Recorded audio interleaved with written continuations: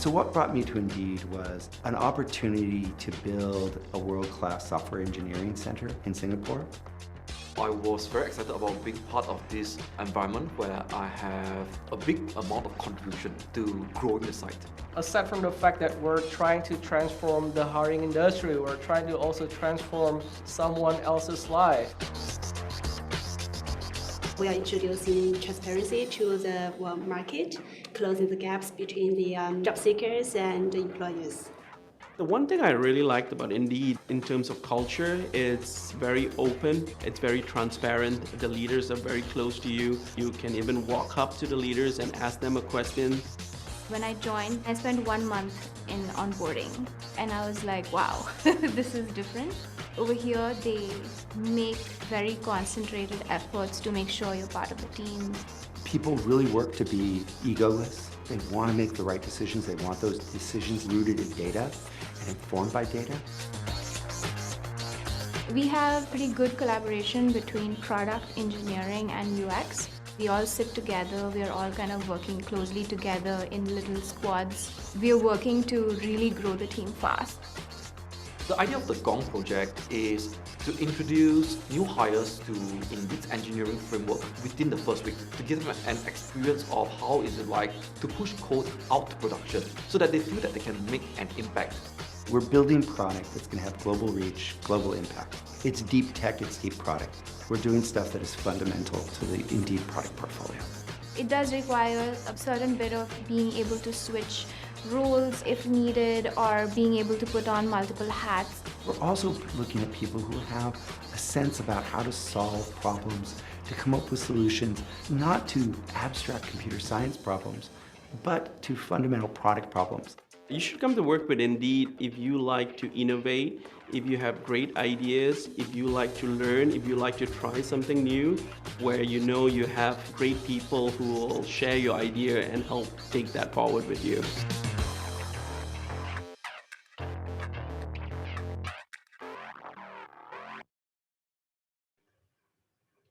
Hello, everybody. Thank you for joining us today at Indeed Careers.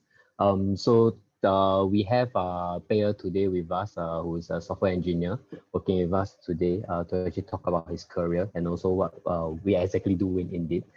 So some of you may have already come across Indeed or have probably heard about us or used our website before even, to actually look for jobs and everything. But just a little bit insight about what Indeed is. We are a job search engine, to be very plainly speaking.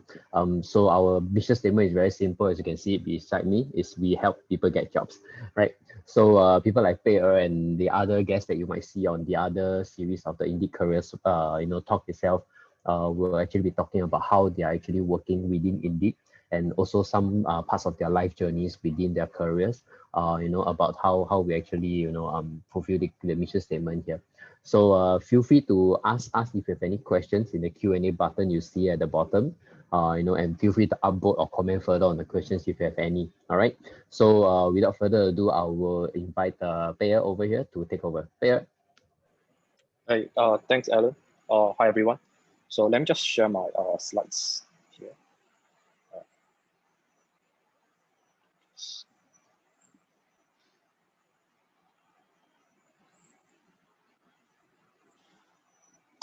Yeah, good afternoon, everyone, who took their time to come and attend.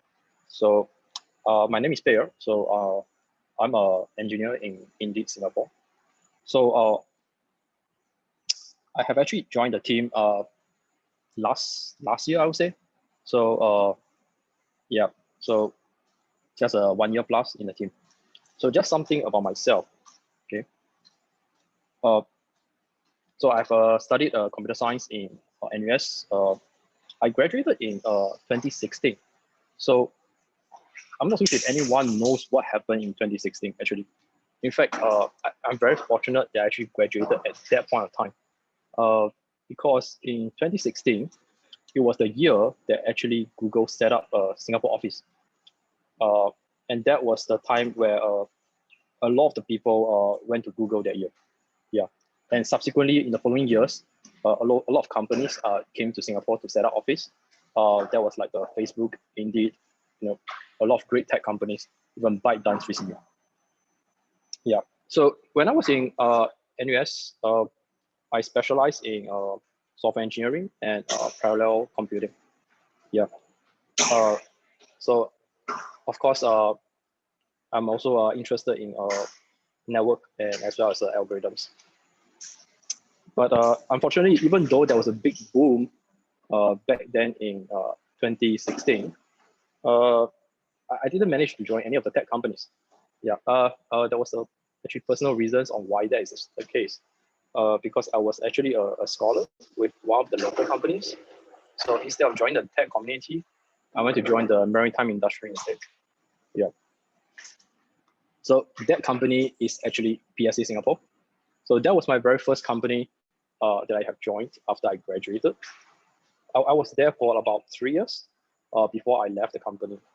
So what was I doing there? I was a system analyst working on one of the core systems in the company. I'm pretty sure that most of you guys have like read the newspapers, you know, about the upcoming Tuas port that's fully automated. So in that team, we are actually the one of the core team for that particular system because we build optimization engines and automation systems for the automated guided vehicles in the port.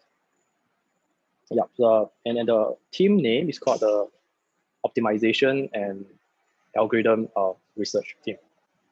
Yeah, so that was my first job, and to be honest, it's like you know, your first job is one of the most critical job I would say that you need to consider because once you are in the wrong industry, it's very hard for you to switch out of the industry.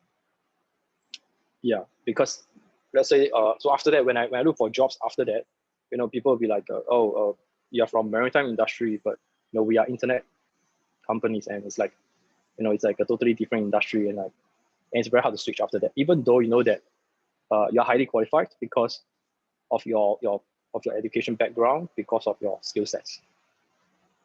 Yeah, so over there in that company, what I did was our technical stack was actually C++. Yeah, so I'm pretty sure that I think nowadays in schools, they rarely teach C++. These days, the first language that schools teach are probably Java, Python, if not JavaScript. Yeah. So we were actually building linear programming models in the company as the optimization engines for the port. Yeah. So after staying there for 3 years, I moved on and look for new jobs. So the next company I went is actually Shopee. Yeah. So Shopee was the next job that I took. So Shopee is a fast-growing e-commerce company. I think everyone is familiar with the company now. You know, it's like I think they are like advertising heavily in Singapore as well as in the region. Yeah. So I joined their backend team, mostly building the internal tools for them. And in Shopee, we use tech stacks like Python and Django, as well as Golang. Yeah, but and also in that company, the average age in the company is probably like around 27 years old. It's very young, it's very energetic, and the environment is very fast-paced as compared to PSA. PSA, I would say like it's really slow-paced. Yeah, yeah, you can treat it like be like a retirement job, I would say. Yeah. Then because when I was looking for jobs, you know, it's like you apply to multiple companies. So at that point in time, I actually applied to both Shopee and Indeed. But because Shopee's offer came first, so I started working in Shopee first. And after working there for a few months, I mean, the good news came from Indeed. And so of course, you know, it's like Indeed being the better company, without much hesitation, I resigned from Shopee and moved to Indeed. But unfortunately, the thing is that in Shopee, we had a 2-month notice period. So that means that I have to like stay on for another 2 months before I could even leave the company. So I ended up staying in the company for about half a year before I moved to Indeed. Yeah. Yeah, but definitely, Shopee is not a bad company. It's actually a very great company too.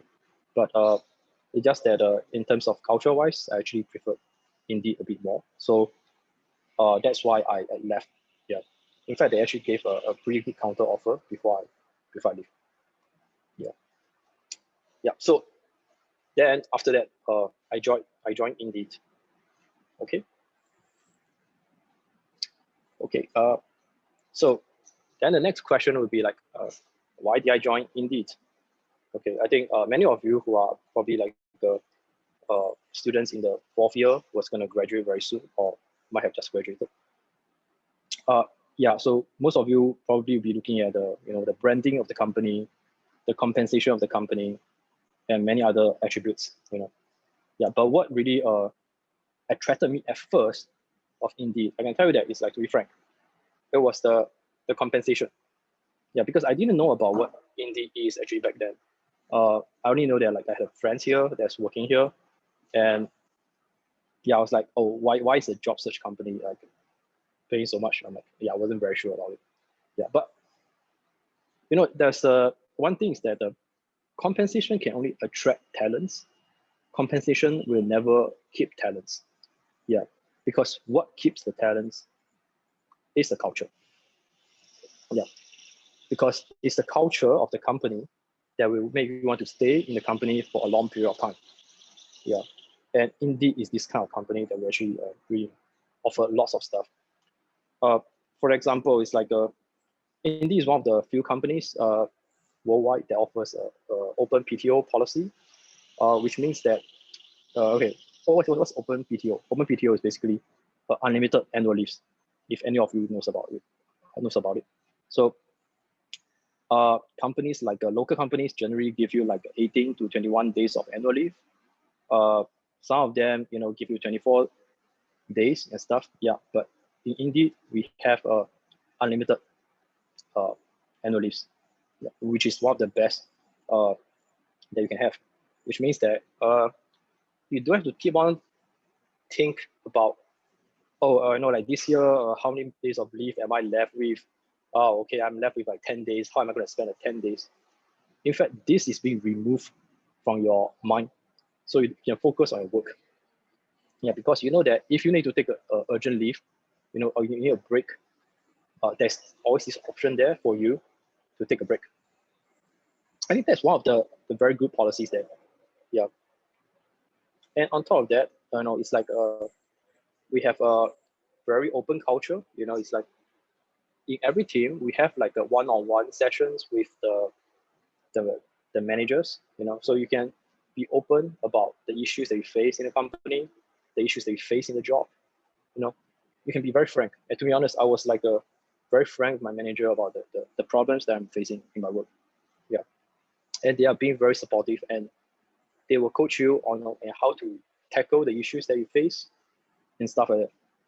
And these are the things that you don't really see in the traditional kind of company. Yeah, because after going through like 3 companies, and I roughly know like in each kind of type of companies, like what kind of culture you will see. Yeah, like back in, that's for comparison, like back in PSA, I think there was conversations with like the management, but it was not as often. So it's more of like maybe once every quarter or once every half a year. Yeah, so it's not a frequent chat. So that means that your relationship with your management is not as close, because the feedback doesn't really get back. The feedback loop is not short enough, I would say. Yeah. And the next thing about the indie culture is that we are actually very democratic, I would say. I think that is a double-edged sword. In a way, it's like we don't really force people to do things that they don't really enjoy. Yeah, so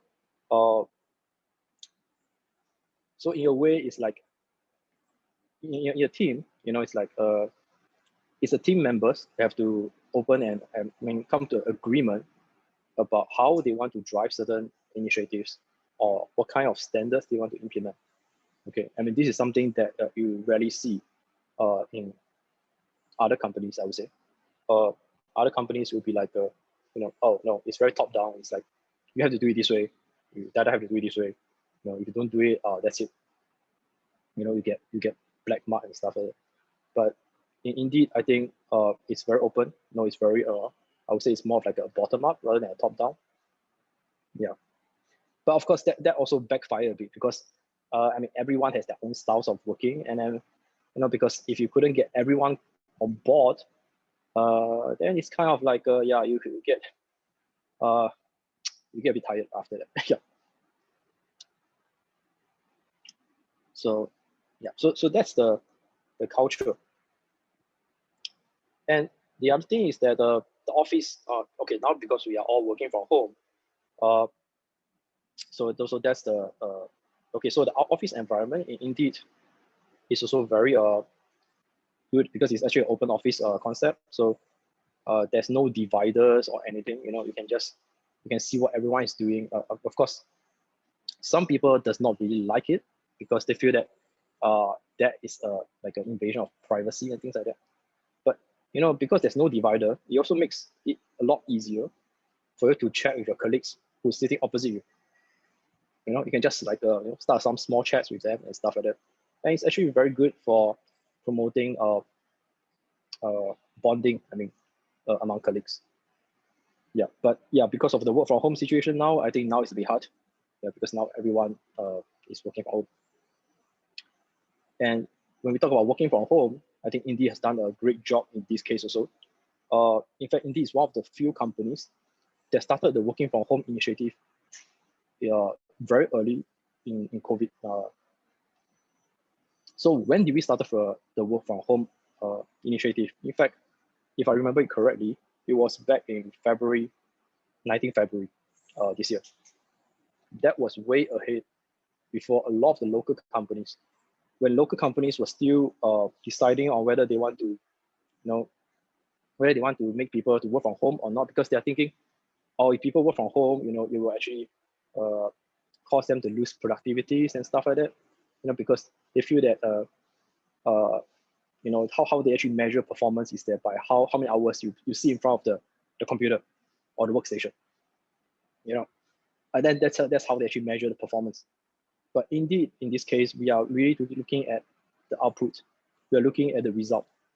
As a result-oriented company, we don't really care about how many hours you see in front of a computer, as long as you produce the work. So in that case, we have absolutely no problem with people working from home. Yeah. So that was when we actually the work from home initiative started very, very early for us. And even until now, a lot of the company, I think they have resumed returning back to office. But Indeed here, we have not really forced the workforce to go back to office. And that is to be decided in next year, July, actually, in fact. And in fact, just a few months ago, the management have actually changed the policy, allowing the employees to opt for permanently remote work. Yeah, which means that from now on, as an engineer, I can choose to work from home forever. Okay, you're not gonna see much of this from a local company, and I would say that it's very rare. Yeah.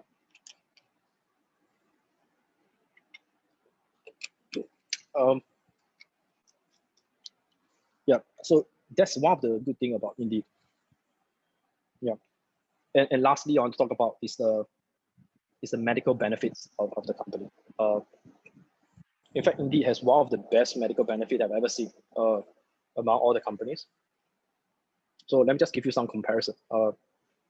So in PSA, what I had was that I can claim for my medical stuff in appointed clinics.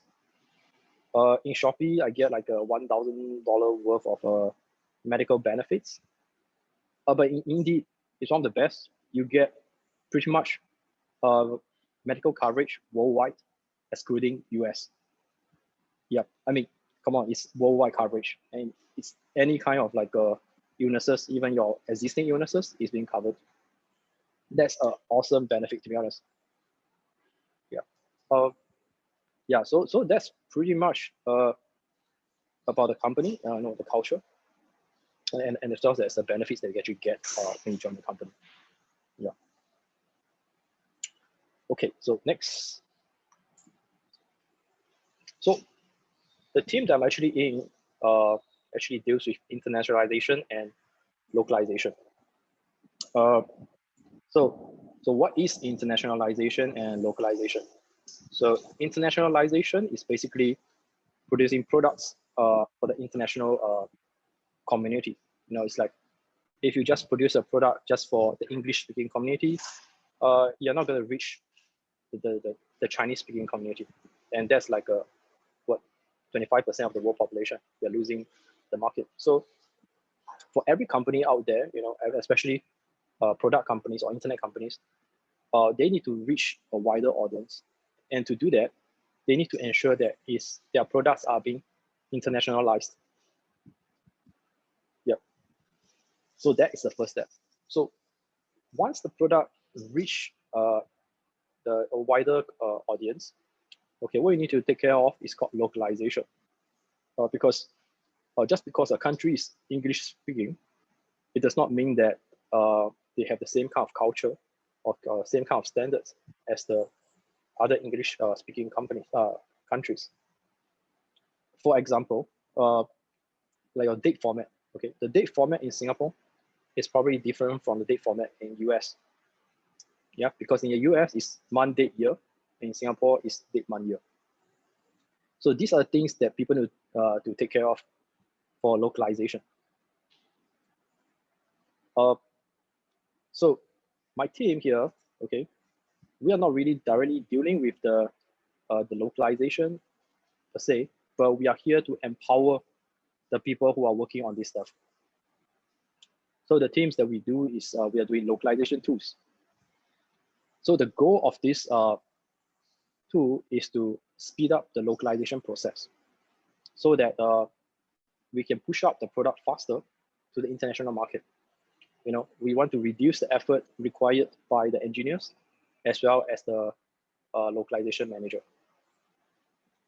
So, so we started this project at the start of the year.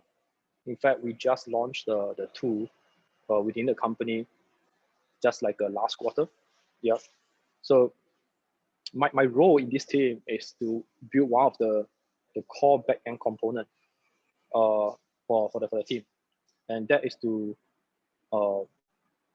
extract the strings, you know, from the Git projects. So we have like hundreds of Git projects, and then one of the core components is to run through all these projects, and then you need to extract all the strings that need to be internationalized, translated, you know. So and then you store it into the database, such that and then we have the other part of the tool, which is the front end UI, which we will retrieve from database, you know, so that we will organize the informations meant to be searched by the engineers, so that all this stuff can be used easily. I mean, rather be searched easily.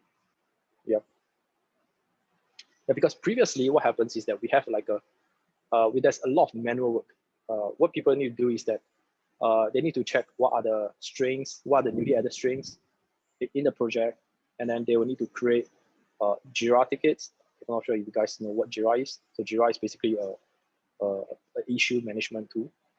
It's very popular among the international, tech companies. So people need to create these tickets manually and then insert all the strings and all the informations, and that is a very tedious work. Yeah. So with the new tool that we have built for them, now they can just, they can go to our website, they can just search for the strings they want to add, and create all this stuff with a simple clicks, and they're done. Yeah. No more manual searching and stuff. So that is localization tools. Yeah.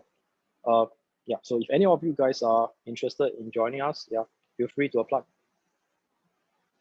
Yeah, because I think we are always lack of manpower here.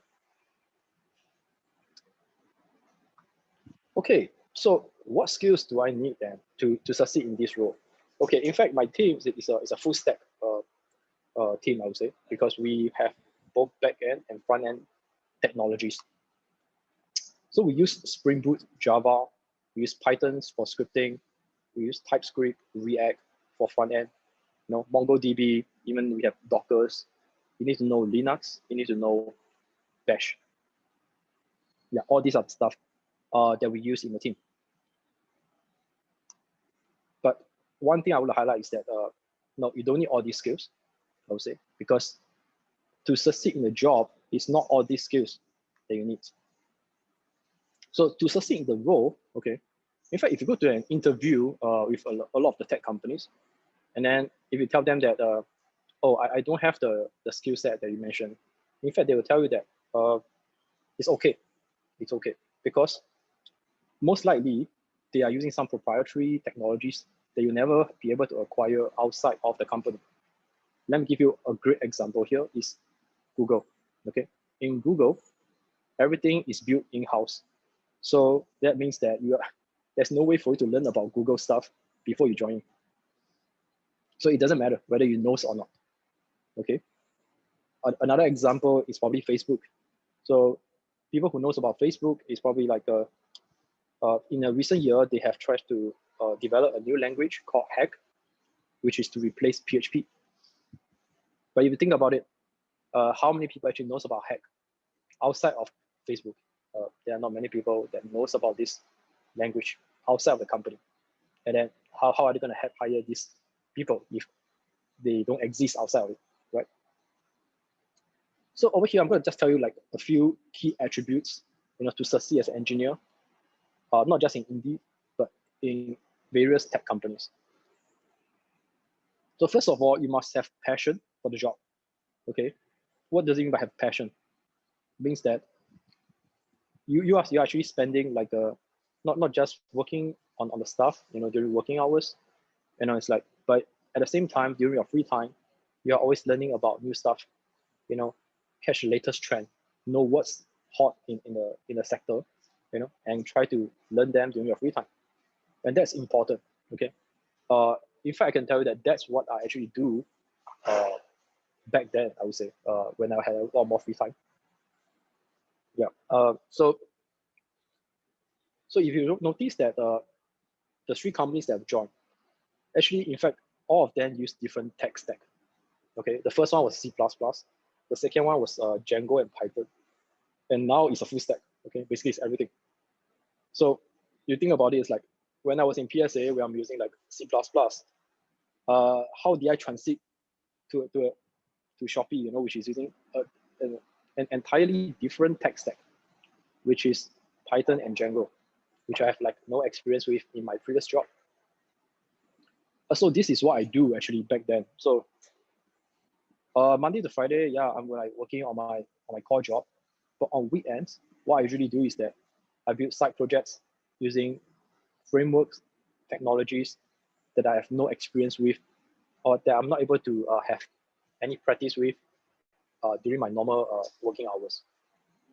So in that way, you prepare yourself, to have a wider set of skill sets when you change jobs. Yeah, and then you will have a faster time to pick up these skills in your new role. Yeah, because to be honest, it's like it's not easy to pick up new skills, okay, if you have never practiced before. Yeah, and this will allow you to transit faster. So second of all is adaptability. Okay, I mean, today, I can just show you all these technologies that we are using in the company, but there's no guarantee that the team will not switch to a new type of technology that you have not learned before. Therefore, it's extremely important, you should keep yourself highly nimble and be very fast in learning all the new stuff, because this is the fact in the tech industry, because the only reason why software engineers are being highly paid and highly sought after is because it's an endless learning, it's a lifelong learning thing. Yeah, because there are just so many things to learn, and yeah, and the best engineers are those who can learn stuff fast.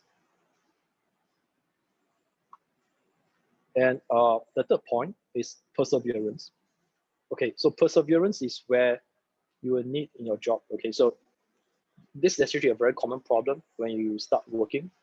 Okay, for example, let's say, I mean, I think a lot of you actually encountered this before in your school work or something. You encounter a bug, okay, and you have been debugging for days, okay, and you are like on the verge of like giving up, okay.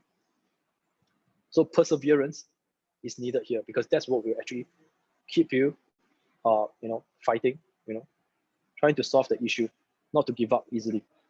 Yeah, but of course, if eventually you still could not solve it, always reach out to your colleagues, because I think that's what a team is all about. If your colleague is professional, they should be there to help you out. Yeah, but of course, the same thing. If your colleague needs your help, you should be there to help them too. And the fourth point is being open-mindedness. So you have to have an open mind, especially during the early stage of your career, because I mean, you guys are just probably like a budding engineers, open to new ideas, learn the best practices around in the industry. Don't just treat it like I know a lot of engineers are just like treating it as a job. It's like, I finish a code, it's done. Yeah, but in fact, there's a lot of things to improve on. There's a lot of things to reflect on. Yeah, so always consult the senior engineers on how to improve, as an engineer. What are the things that you can do? What are the things you can learn? There's a lot of things to learn in the industry. And lastly, is being forward-looking. Okay, remember that career is really a marathon. People who treat the career like a job, then you're basically looking at the short-term benefits. Always be forward-looking. Look at the long-term impact. Look at the long-term benefit they're gonna get when you take on a job. Because really people who do that, they will get the return in the long run. Okay. Yeah. So these are the key skills or the key characteristics that you need to succeed in the role as an engineer. Okay. So before you get the job, okay, I mean, a lot of people probably like tell you this is probably what you need to do. Okay.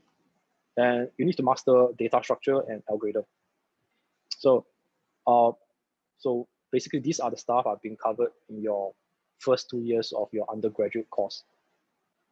These are the skills that you need to ace your interviews, because in most of the tech companies, Indeed included, there will always be whiteboard rounds, at least 2 for most companies. Yeah, and to practice them, you can actually go to any of these websites and practice it. And I know that these days, LeetCode is one of the most popular platforms where people practice coding questions. But that is just the entry point, to be honest, because the better ones I actually found in Codeforces and KTs. These are more of like a professional, like a competitive programmers. You can actually learn a lot more from there. Yeah, but these are all the resources out there. So besides all this, I know it's like you still probably need to learn about system design. You can actually Google it online. There is a primer on system design that's available on the GitHub. I think someone consolidated the stuff on the GitHub. Yeah, you can easily find it. So once you pass the interview, okay, so after you get a job, the only thing that you need is actually not all the algorithm and data structures. I mean, how often do we need to write new data structures or new algorithms? It's not very much. It's not very often, I would say. You just need to know that, the basics, like your hash map, your arrays, your vectors, your linked lists. Yeah, in what situation which should be used, and that's all you need.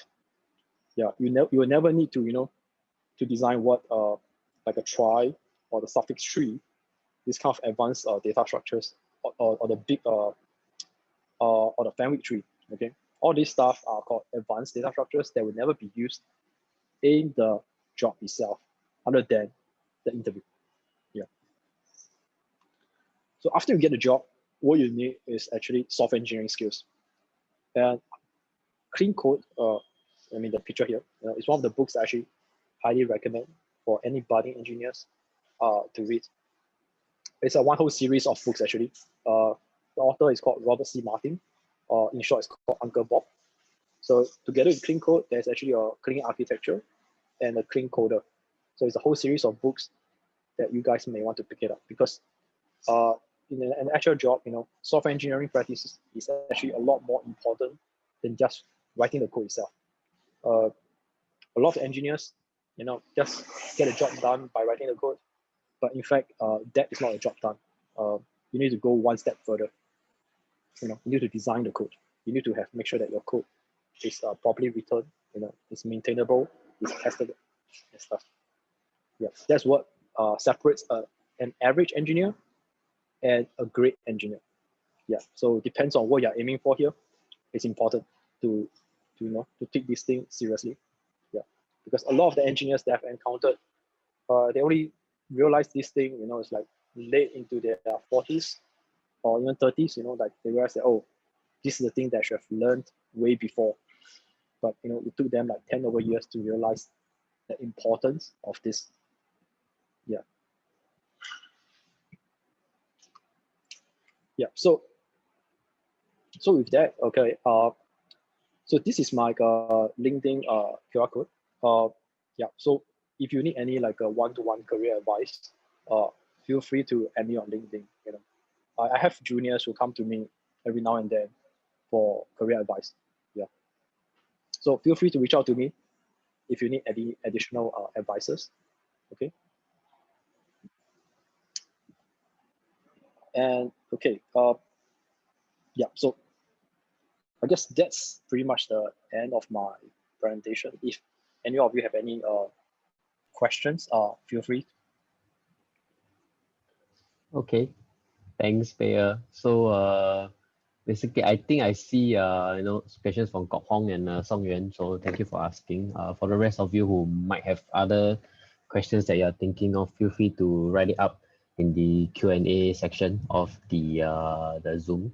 You can find it below the button with Q&A. And then if you see any questions that you feel like you want answered, feel free to upvote them yourself. So Pear, I think this is a question for you. Actually, both questions are for you, I would guess. Okay. So Kok Hong did ask, how is the culture like within the tech department for Indeed? How is the culture like for the tech department in Indeed? Wow, this is a tough question. I mean, like, how do I how do I answer that? Okay, I would say that okay, just for comparison, it's like for the team environment wise, I would say it's important to have colleagues who are very friendly, who are knowledgeable.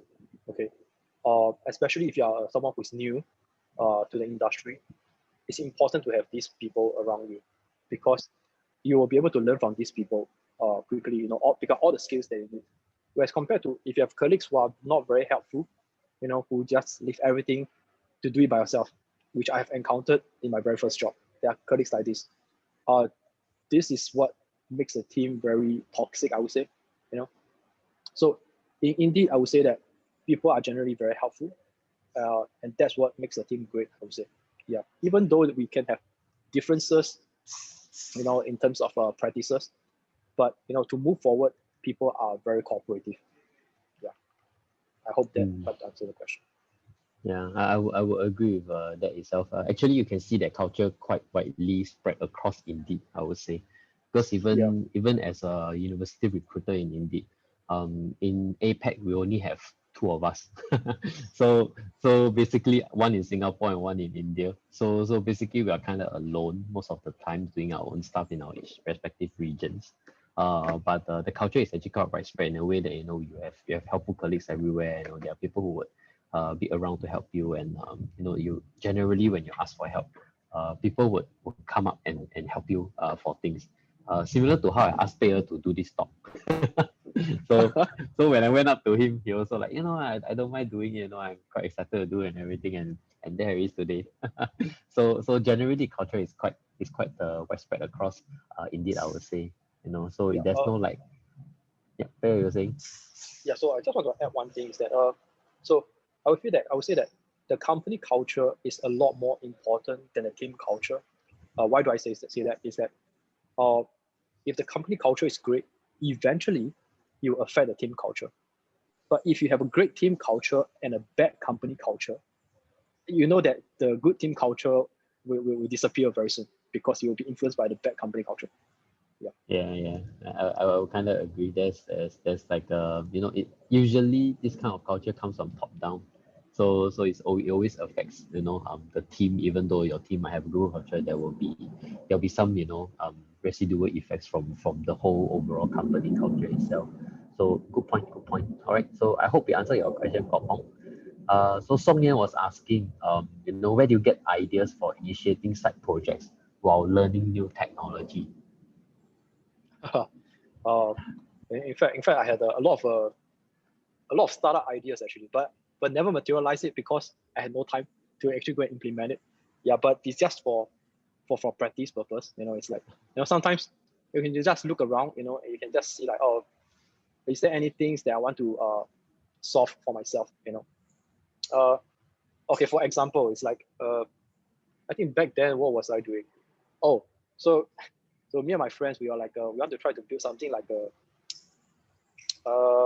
I'm not too sure if you guys have heard about this startup called Airflow, which where we will get people to actually like help you to buy stuff from overseas. Yeah. So me and my friends, we are like, okay, let's try try building this kind of application too, you know. Then we say, okay, let's use like a then we decide on a tech stack that we want to pick up or we want to learn. Yeah. So that's how we do it, and you spend your weekends, you know, learning the new framework and the new language. Yeah, that will actually help you to, you know, broaden your perspective and broaden your tech stack, I would say. Yeah, but Yeah. and on top of that, I also spend a lot of time actually doing other stuff. You know, like okay, so I'm actually very into networks, so computer networks. So basically, on weekends, I spend times like configuring my home network. So like my own routers are being built. I build my own servers at home. So I even like use Raspberry Pis to set up compute clusters. If you actually, you can find my own personal website on the LinkedIn. Yeah, you can see that some of the I actually written some of the blog posts on how to create all this stuff. So these are the stuff I actually do during my weekends. You know, yeah. So this is how I actually learn about certain things that is not within your job. Yeah. Eventually, it'll be useful. You definitely encounter like a scenario where you find it to be useful. Yeah, and then you'll be so glad that you actually tried it out during your free time. Yeah. Yeah, I would agree with Peter. Sometimes, you know, when you want projects and everything, right, you just have to, you know, kind of like move to other things around you and explore and sort of expand horizons, and you know, the ideas will just start popping in. And even myself as a recruiter, I have ideas for like tech projects sometimes, you know, but I don't have exactly you know, like tech background. So indeed, one thing we do, right, is that we actually have a hackathon every summer and winter. So usually those were times when you start to like tell the engineers about your ideas, and we have like 2 or 3 dedicated days to actually work on those projects itself. So those hackathon days are specifically for hackathon. Everyone will kind of stop their work and you know, do hackathonish stuff. so that's what we're usually doing, right? So yeah, I hope that answered your question. Idris, you know, you're asking, like, you know, what are the essential technical or software proficiency needed to excel as a software engineer? Yeah, so I think I will cut in a little bit first.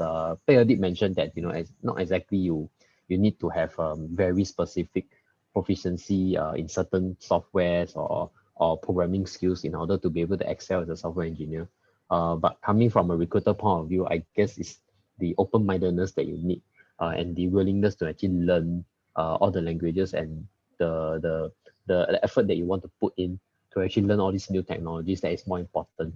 Because essentially, programming softwares or programming languages They're just a tool for you to do your job. And you essentially, as a human, you can learn any new thing to actually do any kind of jobs that you want to. It's only matter whether you want to or not. Yeah. So Pei, you can add on from there.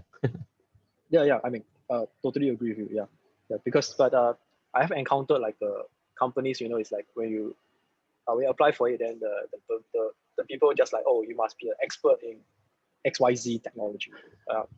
I mean, there are companies like that. Kind of understandable. Sometimes those are smaller companies where they can't afford to train the people. Yeah, but like big companies like Indeed, we have time for you to like ramp up and stuff like that. So it's so if you feel comfortable with it, I would say, yeah. Yeah. But I can will just share with agree.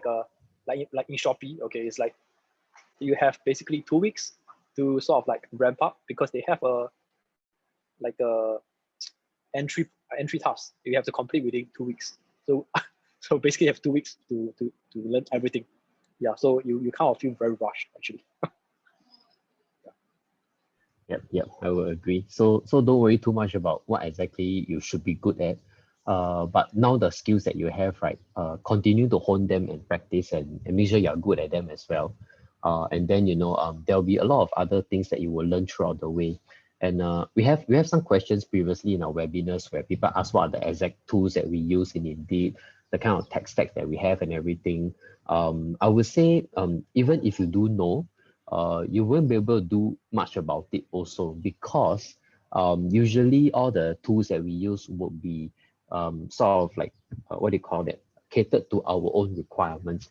So you might know existing tools from the market that is being used by some companies or being sold by some vendors. But eventually when they come to organization, it's not the exact same tool. They probably just sell the base and then they add on with things that you are looking for. And internally, when we buy it over, we will still kind of like tailor it to our own needs.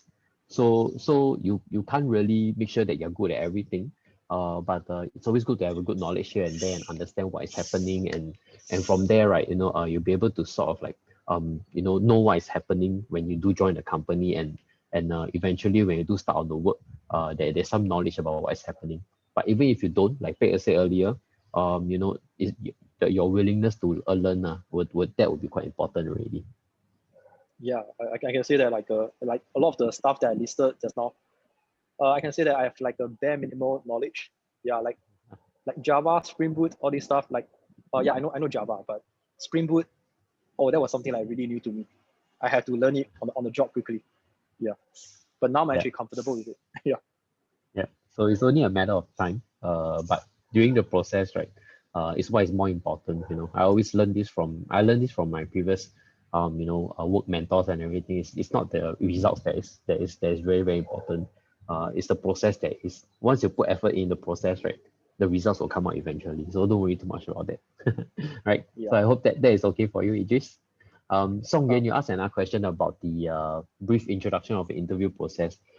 So some of you who are here may have already gotten some emails from me about interviews and everything. So usually what will be happening, right, is that you will get a technical phone screening from us first, just to get a basic understanding of your current competency. And then subsequently, if you do pass that round, you'll be invited to a virtual on-site. So now currently we're actually still sort of like sorting out certain things within the interview process. So initially I was saying that we'll be doing some interviews in December for the virtual on-site, but that has been held back to mid-January to end of January. So currently now only the technical phone screening will be happening.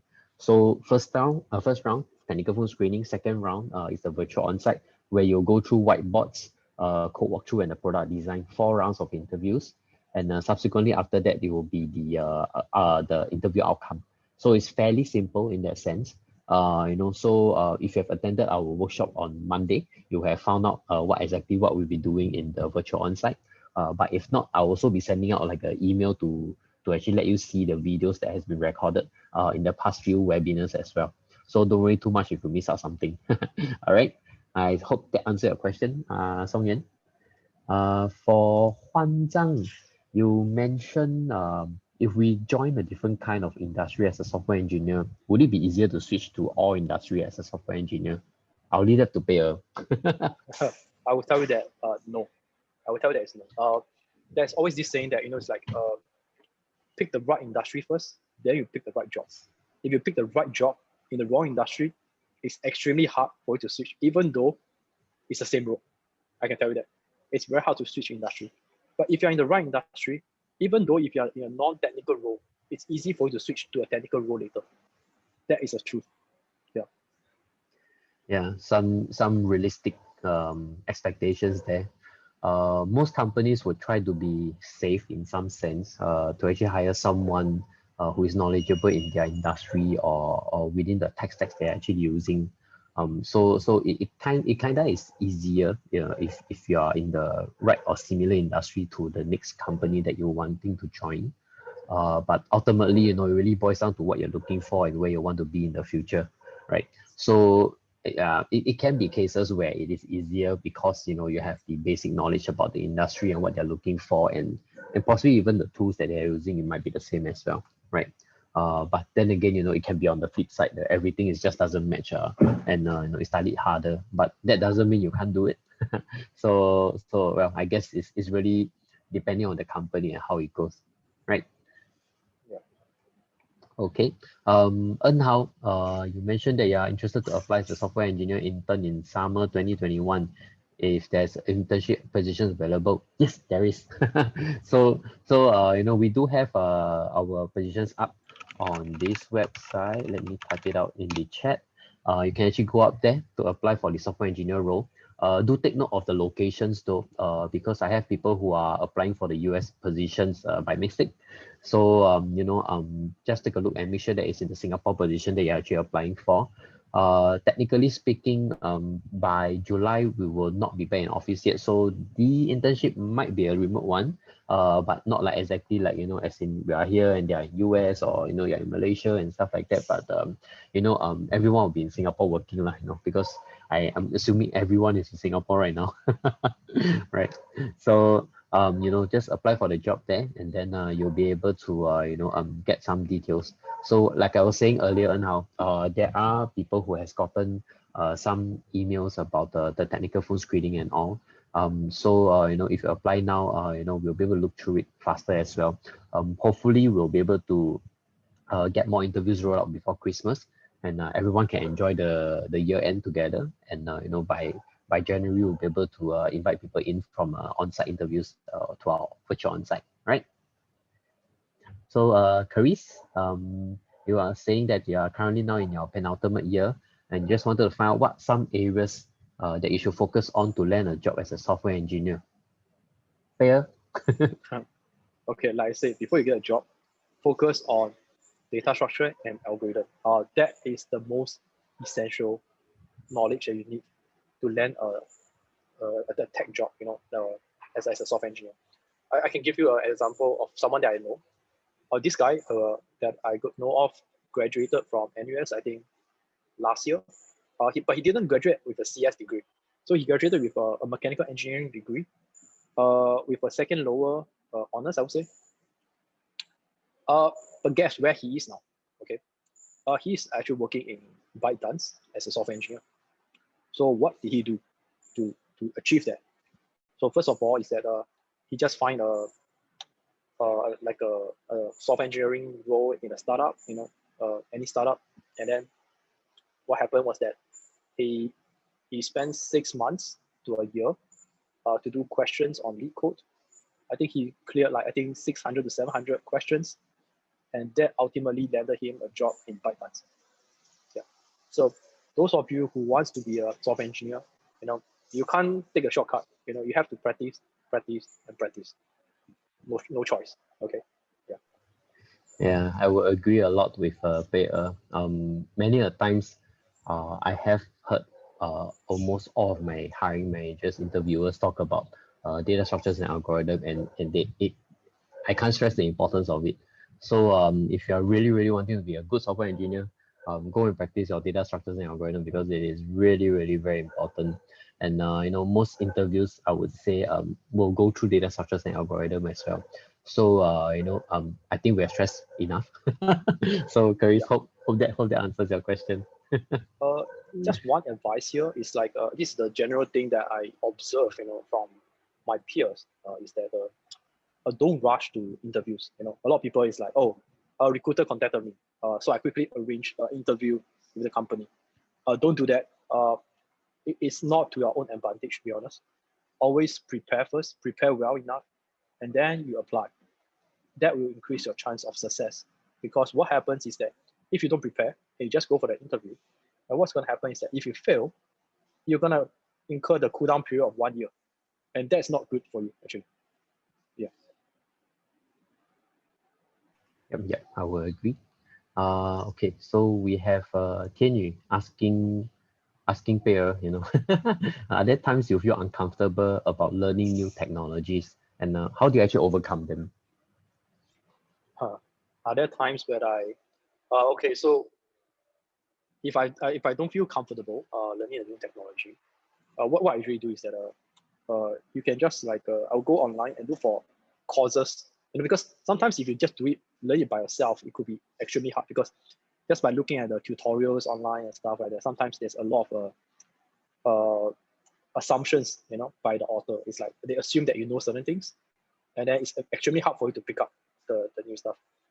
So if you find that it's very hard for you to do that, then I would recommend that you just go to like Udemy, spend some bucks, purchase a course, and run through that course. And I feel that a lot of the courses on Udemy is extremely useful, I would say. Yeah, and they are very well regarded, I would say. It's like a good rating on it. Yeah, and that's how I actually pick up like stuff like React Native, JavaScript. Yeah, that's how I actually pick up all the stuff.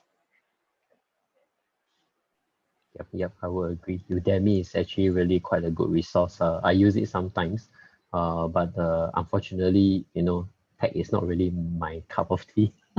Oh, in that sense.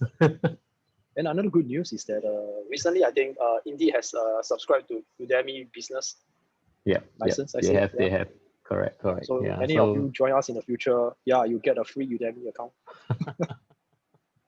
Yeah, so kinda I'm making full use of it. But in terms of my recruitment side of things. But but that being said, I have tried to do some tech, but it's just a little bit harder for me because I don't really come from a tech background. But like I said, put in your effort and the results will come. It's about time. Yeah. I would say tech job, I would say, is really one of those where you put in the effort and you get the fruit of it. A lot of the other jobs, it's very hard to say. It's very luck based, I would say. Okay. Yeah. So Iskandar is asking, what are some things that we can expect from a technical phone screening? So the technical phone screening is really just a basic screening of your technical skills. So like we mentioned earlier, data structures and algorithm, a lot of emphasis on that. It's really just to understand better how are you as a software engineer, are you able to answer like simple questions regarding technical capabilities revolving around being a software engineer itself. So exact questions I won't be able to give you, but we're just really basically just testing your competencies in terms of programming, in terms of your thoughts around design process, understanding how you think as a software engineer. So it's really a very basic screening itself. It takes about anywhere between 45 minutes to 1 hour or even faster. But that being said, the duration shouldn't be a concern to you because you can be very good and the interviewer can be like, yeah, I'm convinced within half an hour that he or she is good. So we don't have to go on further. So don't think that a shorter interview will mean that you fail, but it can mean both ways. So don't be too afraid of that sense. So I hope that answers your question, Iskandar. And Daniel asks, why do I choose to work with Indeed? Why do we choose to work with Indeed, maybe? So basically for myself, it is quite a straightforward answer. Besides because of this. We help people get jobs. So it's a very meaningful, I would say, mission statement to me. And honestly, working to help people get jobs, working to help engineers to help people get jobs, it's actually quite meaningful to me because it would ultimately a job is your livelihood, and it provides the basic comforts of life and basic necessities that you need in order to go through different things in life more comfortably in that sense. So for me myself, it's really more about the mission statement, and this is what makes my job more fulfilling. And other than that, people like Peer, people like the rest of the Indeedians that we have in the companies, the culture that we have, the kind of benefits that we get, it is really quite sort of like world class, I would say. Of course we can't be compared to the likes of Fang and all these companies, right? But I would say within the tech industry, we are quite competitive in that sense. And most recently, we have a lot of benefits because of work from home, like getting a stipend, to buy stuff that is to actually help us with all our work itself. So this is a Sony headphone that I got because of my stipend. So many different things that we got because of benefits and all. And it really ties in as a whole package to make me join Indeed, as a company lah, as an Indeedian. Pay, what about you?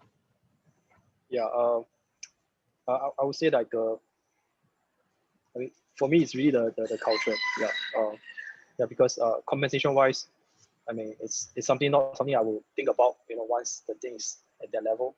Yeah, then after that we focus on culture, because there are, I can say that a lot of companies out there are probably like can be paying higher than Indeed. I think one of my teammates, she joined the Indeed. It's like the reason is because of the culture of the previous company wasn't that great, but the other company was paying a lot more than what Indeed is paying. So she said that when she comes to Indeed, it was more like a pay cut. Yeah. Yeah, but the culture is what actually attracted her to come over. Yeah. Okay. So you see that we have many different reasons that we want to join Indeed. So I hope one of those reasons will be the reason why you want to join Indeed. All right. So we sort of like overshot 3 o'clock by about 2 minutes. And there is one last question from Song Yuan. Okay, this is a simple one.